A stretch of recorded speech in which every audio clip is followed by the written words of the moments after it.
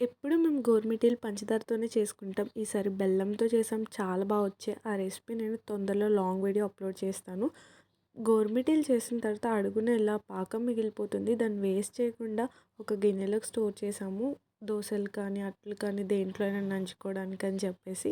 తర్వాత పళ్ళెంలో నీళ్ళు పోసేస్తే దానికున్న బెల్లం అంతా కూడా కరిగిపోయింది. దాంట్లో తడి బియ్యం పిండి వేసుకొని ఇలా తిప్పేసాం. ఇందుకు ఇదేంటి అనుకుంటున్నారా? మేము ఏ పిండి వంటలు చేసుకున్నా లాస్ట్లో ఈ పూల మొక్క వేయకుండా అసలు మూకిడి దింపమన్నమాట. అసలు ఇది నిన్నే వేయాలి పొంగడాలు వేసినప్పుడు.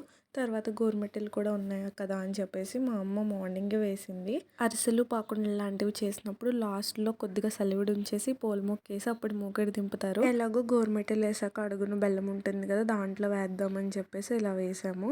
దీని టేస్ట్ కూడా చాలా బాగుంది. కాకపోతే మంట ఎక్కువ అవడం వల్ల కొద్దిగా మాడింది. దూరగా కాలిస్తే ఎంత బాగుంటుందో ఇది. మీరు కూడా ఈ రెసిపీ ట్రై చేసి ఎలా వచ్చిందో కామెంట్ చేయండి. Bye bye.